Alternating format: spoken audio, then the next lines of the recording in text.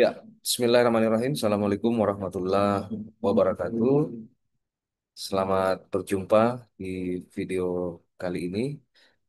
Di video singkat ini, saya akan memberikan penjelasan terkait rencana pembelajaran semester untuk mata kuliah Bahasa Inggris di program studi Pendidikan Bahasa dan Sastra Indonesia. Untuk di mata kuliah ini, kita akan berfokus pada keterampilan yang menjadi kemampuan dasar dalam bahasa Inggris yang meliputi empat keterampilan. Yang pertama, listening, speaking, reading, dan writing. Di mana yang kita ketahui bersama bahwa listening itu adalah keterampilan untuk menyimak, speaking berbicara, reading membaca, dan writing menulis. Nah, ini akan berfokus pada aktivitas dalam konteks akademik dan konteks sosial sehari-hari. Untuk pendekatan pembelajaran, kita akan menggunakan project based learning agar diharapkan mahasiswa dapat mengembangkan proyek sederhana seperti video percakapan, mini dialog dalam dikemas dalam drama atau vlog perkenalan diri dalam bahasa Inggris. Mahasiswa akan diperkenalkan pada kosakata-kosakata umum, struktur kalimat dasar, serta ekspresi komunikatif yang relevan dengan kehidupan kampus dan bidang bahasa sastra. Kita memiliki 5 capaian pembelajaran mata kuliah. CMPMK 1, mahasiswa mampu memahami dan menggunakan kosakata dasar dalam konteks akademik dan sosial sederhana. CPMK 2, mahasiswa mampu berkomunikasi lisan menggunakan ungkapan sederhana dengan pelafalan yang cukup jelas. CPMK 3, mahasiswa mampu membaca dan memahami teks pendek dengan topik umum. CPMK 4, mahasiswa mampu menulis kalimat dan paragraf sederhana dengan struktur yang benar. CPMK 5, mahasiswa mampu bekerja sama dalam tim untuk menghasilkan produk proyek berbasis bahasa Inggris sederhana. Untuk sub CPMK, indikator dan bentuk penilaian, kita memiliki akan menemukan beberapa bentuk penilaian seperti observasi, refleksi tertulis, kemudian kinerja dalam berbicara, kemudian tes tertulis dan latihan. Kita juga akan menyelipkan games, quiz, lalu tes formatif, tugas proyek mini, reading comprehension, kemudian simulasi percakapan, descriptive speaking, writing task, reading quiz, speaking role play. Nah, inilah yang menjadi bentuk-bentuk penilaian yang nantinya akan dibagikan ke dalam 16 pertemuan di semester ini. Yang pertama, memahami pentingnya belajar bahasa Inggris, kemudian indikatornya mahasiswa dapat menjelaskan manfaat dan peran bahasa Inggris itu sendiri. Kemudian yang kedua, menggunakan ekspresi perkenalan diri, melakukan percakapan perkenalan diri sebagai indikatornya. Kemudian pertemuan ketiga, kita akan memahami to be, subject pronoun, simple present tense. Ini adalah dasar-dasar pola kalimat, ya.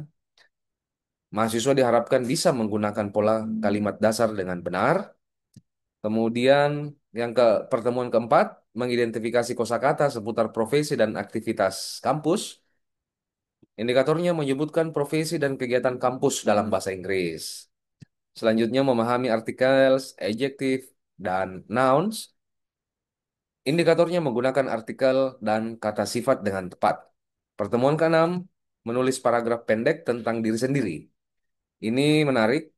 Jadi mahasiswa akan menghasilkan tulisan pendek dengan struktur yang benar. Yang ketujuh, memahami simple present tense dalam teks bacaan. Indikatornya mencerna isi teks pendek tentang rutinitas. Nah, di pertemuan ke-8 kita akan melakukan UTS, ujian tengah semester, mid semester. Nanti bentuknya itu kita akan fokus ke project individu. Mahasiswa akan membuat personal introduction video, video perkenalan diri, dan selanjutnya di pertemuan 9 Kita akan menggunakan ekspresi asking and giving directions. Nah, indikatornya mahasiswa mampu memberi petunjuk arah sederhana ke sana, apa yang dikatakan, apa yang harus dikatakan jika ingin memberikan penunjuk arah ke orang-orang dalam bahasa Inggris. Nah, ini akan dikemas dalam simulasi percakapan. Nah, di pertemuan 10 kita akan memahami there is, there are, dan posisi, preposisi tempat. Kita akan mendeskripsikan tempat sekitar kita. Jadi ini lebih ke speaking, namun dikemas dalam kondisi deskriptif, mendeskripsikan sesuatu yang kita lihat. Di pertemuan 11, memahami simple past tense dalam kalimat naratif sederhana, indikatornya menulis pengalaman masa lalu secara ringkas, ya, penulisan paragraf-paragraf yang ringkas. Ini tentunya akan melatih pengalaman menulis kita dalam bahasa Inggris. Kemudian pertemuan 12, membaca teks naratif dan menjawab pertanyaan. Nah, ini ketika membaca, maka disitulah kemampuan pemahaman mahasiswa. Apakah mahasiswa betul-betul memahami paragraf yang dibaca atau teks-teks yang dibaca. Lalu di pertemuan 13, kita akan menggunakan ekspresi making request and offering help. Jadi meminta eh, meminta tolong dan ataupun menawarkan bantuan. Bagaimana kita dalam kondisi sosial misalnya, kita ekspresi-ekspresi yang digunakan, ungkapan yang digunakan pada saat ingin meminta bantuan pada seseorang dan juga ketika menawarkan bantuan kepada seseorang. Nah, di sini maka akan ada dikemas dialog-dialog dalam contoh layanan sosial masyarakat. Selanjutnya di pertemuan 14, proyek kelompok. Pak mahasiswa akan membuat video mini drama dengan ekspresi yang telah dipelajari, seluruh ungkapan-ungkapan yang telah dipelajari sebelumnya dan dibuat per kelompok. Selanjutnya, di pertemuan 15, presentasi proyek kelompok dan refleksi hasil belajar. Jadi proyek kelompok itu akan dipresentasikan, akan ditampilkan, dan kita akan menyaksikan secara bersama-sama bagaimana hasilnya. Kemudian di terakhir, pertemuan 16, ujian akhir semester, final semester, kita akan kami dosen akan memberikan penilaian akhir proyek dan tes komprehensif secara keseluruhan. Jadi komprehensif artinya seluruh pertemuan kita dari awal hingga akhir akan diulas kembali, akan diberikan beberapa pertanyaan-pertanyaan untuk menguji apakah betul mahasiswa ini sudah memahami apa yang sudah dipelajari, telah dipelajari sebelumnya. Oke, selanjutnya model dan metode pembelajaran. Model kita itu yaitu Project Based Learning, PGBL. Kemudian metode yang digunakan Interactive Lecture, kemudian Group Work atau Pair Work. Ini kita buat per kelompok atau berpasangan-pasangan modelnya. Kemudian role play and simulation, bermain peran dan simulasi-simulasi aktivitas keseharian. Lalu mini project ini bisa berbentuk video project yang mana video-video ini menjadi eh, bukti luaran dari hasil pembelajaran peer assessment. Nanti kita akan buat konsepnya ini menggunakan penilaian-penilaian secara bersama-sama. Jadi mahasiswa itu boleh memberikan penilaian kepada hasil-hasil belajar teman-temannya, kemudian kita diskusikan, kita sharingkan apa yang menjadi kelebihan, apa yang menjadi kelemahan, dan apa yang seterusnya semestinya harus dilakukan dalam penyempurnaan proyek itu. Kemudian yang kelima, bentuk penilaian dan bobot. Untuk total 100% itu dibagi ke beberapa item. Kehadiran dan partisipasi itu 10%. Tugas individu 15%. Kuis, tes formatif itu 15%. Proyek individu untuk ITS 25%. Dan proyek kelompok 25% pada saat final. Kemudian refleksi akhir 10%. Nah, inilah yang menjadi rancangan pembelajaran kita. Sumber dan referensi utama juga, ini ada beberapa sumber yang bisa kita gunakan. kemudian media dan sumber pembelajaran, video pembelajaran, YouTube, BBC Learning English, modul digital, Google Form, audio percakapan interaktif, vlog, dan mini project berbasis kelompok. Inilah nanti yang akan serta-merta terus membersamai kita dalam proses pembelajaran. Dan terakhir, strategi penilaian UAS, penilaian ujian akhir semester, mahasiswa akan dinilai berdasarkan kemampuan berbahasa yang terintegrasi dalam proyek akhir. Jadi nanti proyek akhirnya itu akan membuat video mini drama berdurasi 3 sampai 5 menit yang menampilkan percakapan sederhana dengan struktur dan ekspresi yang telah dipelajari selama semester.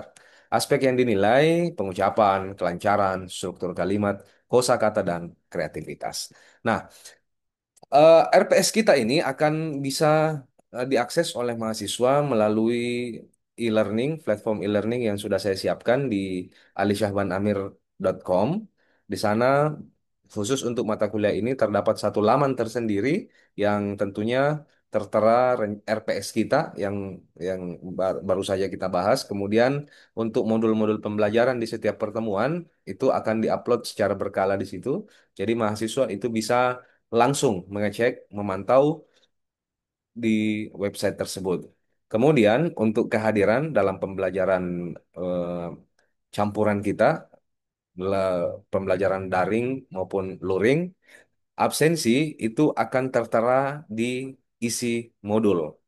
Jadi ketika mahasiswa sudah membaca secara penuh modulnya, maka link absensi secara daring itu bisa tampil di sana. Begitupun dengan pengumpulan pengumpulan proyeknya nanti di laman tersebut akan tampil tombol untuk pengumpulan proyek maupun tugas-tugas formatif yang lainnya.